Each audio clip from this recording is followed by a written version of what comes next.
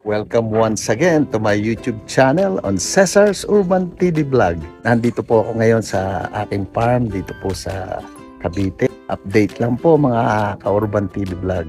Unang-una, special shout out sa lahat ng aking subscribers and followers. Kayo man ay datihan na at mga bagong subscribers. Maraming salamat sa lahat ng inyong suporta. Unang-una, ipakikita ko po sa inyo yung harvest dito ngayon sa aking farm. Yan po yung harvest ngayon dito. Makikita nyo papaya na may silay na panghinog, buko, tapos ito yung matured na coconut, panggata. Meron ding saging na saba. At meron ding langka.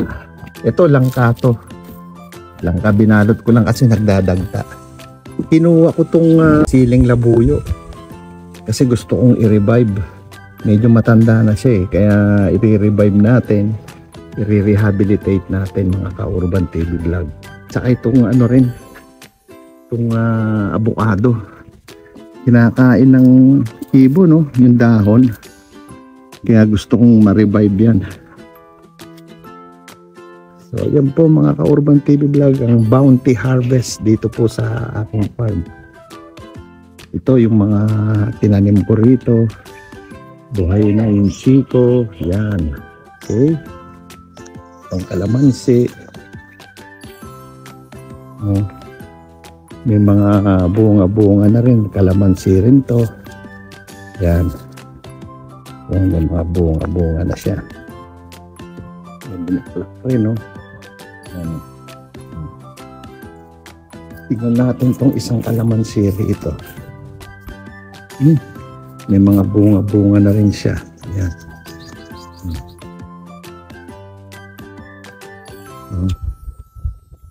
Okay.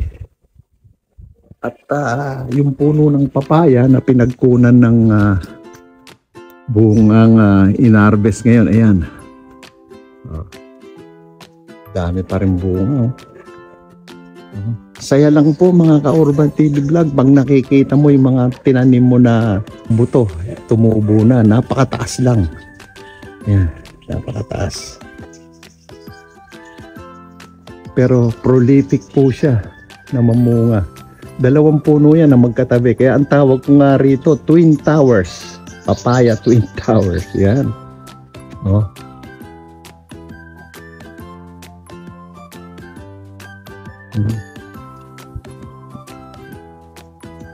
Kita nyo, dalawa siyang puno. Sabi nung mga matatanda, yung magkatabing papaya nagko-compete. Sabi nila na nagpapayabangan, kaya nagtatagisan ng bunga. Nasabi ng mga matatanda. Pero yung scientifically proven na kapag nagtanim ka nga ng papaya, kailangan magkatabi.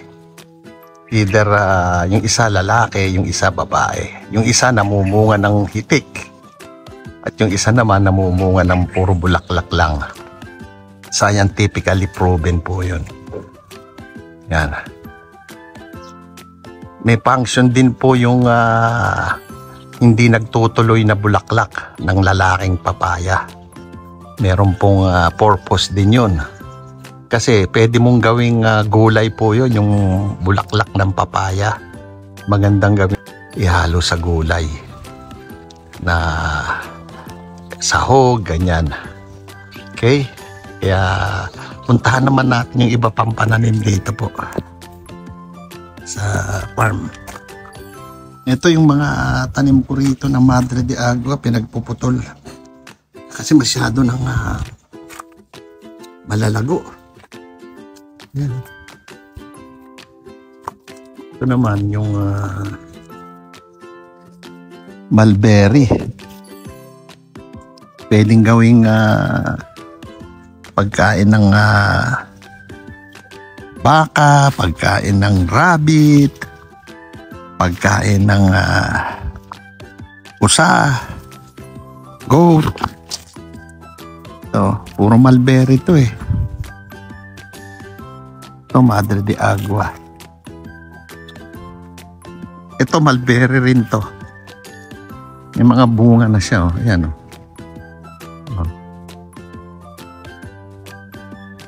Yan po yung bunga ng mulberry, mga ka-Urban TV Vlog. Yan. Hindi pa yan hinog.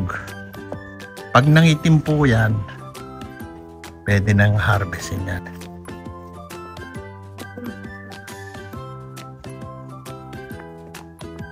Yan.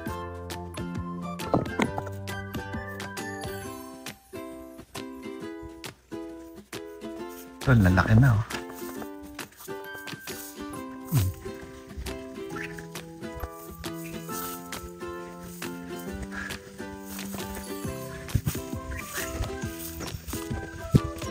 Ito yung tinanim ko namang katimon mango.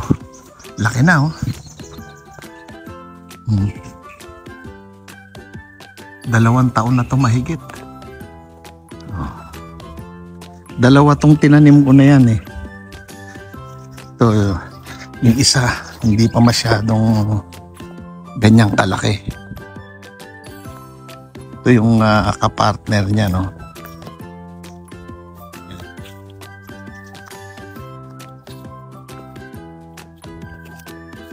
Yung kapartner. Grafted din, oh. Yan, oh. Makikita mo yung grafted yan.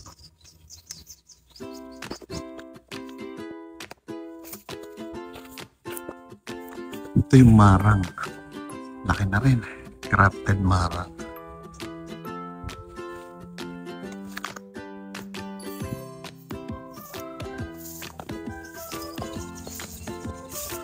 Yung mga alaga ko, ito ano to? Tawag rito. Lansones. Buhay pa rin naman. Ito avocado. Ito kakawate. Marahil magtataka kayo, magtatanong nasa na kaya yung mga alaga kong manok rito.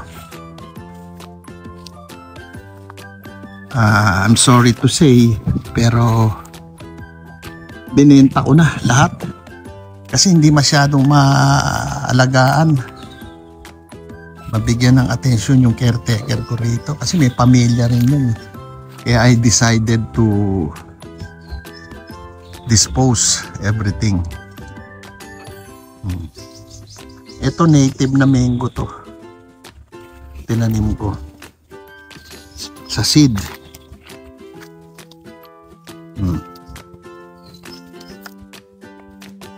Sinubukan kong i-grab ng tawag rito apple mango na namumunga. Yan. Hopefully buhay pa naman, oh. Mukhang ayos pa naman yung siyon.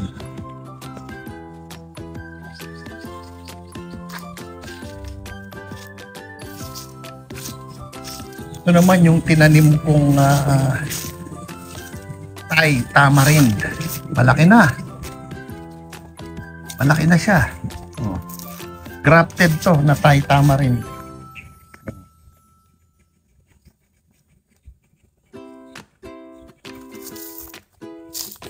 Tapos sa tabi niya ay siling labuyo. Buhay naman.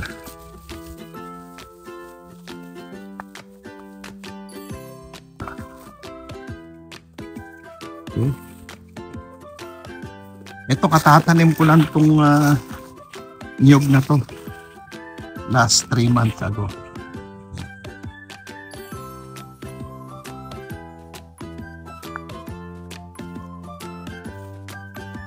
Kaya ayan mga ka-Urban TV Vlog, yung update dito po sa aking farm sa Cavite. Muli maraming salamat sa lahat ng inyong suporta sa aking YouTube channel on Cesar's Urban TV Vlog. Keep yourself safe and God bless us all. Bye-bye!